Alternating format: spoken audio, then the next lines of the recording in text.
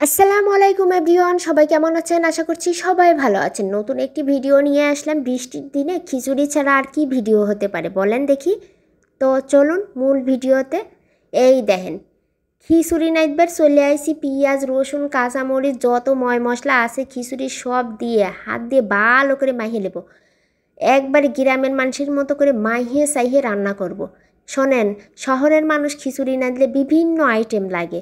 ইলিশ ভাজা, গোস্ত গোস্ত ভুনা, বিভিন্ন রকমের গোস্তের আইটেম, তারপরে বিভিন্ন পদের ভর্তা, ডিম ভাজি, এগুলো ছাড়া হয়ই না। কিন্তু গ্রামের মানুষ দেখেন কিচ্ছু করে না, এইরকম মাইয়ে চাইয়ে চুলের উপর বসা দিবি, রান্না হয়ে গেলে পারে নামা নিয়ে এসে পারে পেঁয়াজ আর কাঁচামরিচ আর সরিষার তেল দিয়েই 2 প্লেট খায়া নিবি, কোনো সমস্যাই না। শহরের মানুষের যত বায়না, যত রকমের আইটেম। তো যাই হোক, গ্রামের মানুষের মতো মাইয়ে চাইয়ে এই যে পানি দিয়ে এবার বসায় দেব, হয়ে যাবে কিছুক্ষণ পরেই। তো আপনারা শেষ পর্যন্ত সাথেই থাকবেন, বুঝছেন? খিচুড়ি হয়ে গেলে খাওয়া দেওয়া যাবেন, কোনো সমস্যা নাই।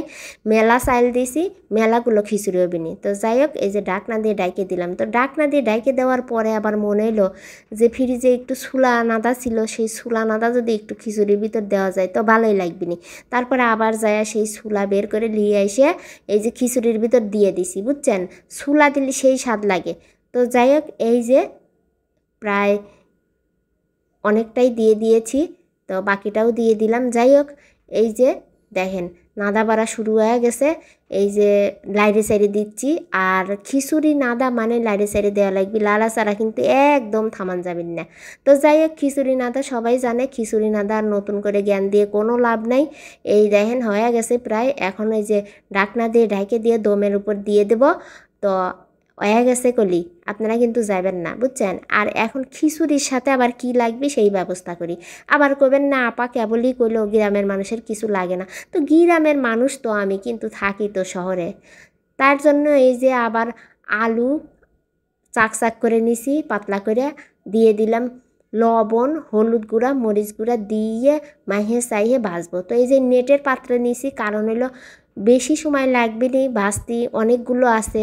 সেই জন্য এই যে নিচ দিয়ে পানি পড়ে যাবে আলুর থেকে, আর আমি একটা একটা করে ভাজবো। তো যাই হোক, আবার ডিমও একটা ভাজা লাগবে, তাই এই যে পেঁয়াজ মরিচ হাত দিয়ে মাইহে একখান ডিম ভালো করে গুলায়া তারপরে ভাজবো।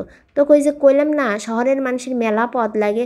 তো আমি গ্রামের মানুষ, শহরে থাই, তাই বেশি আর পদ করলাম না।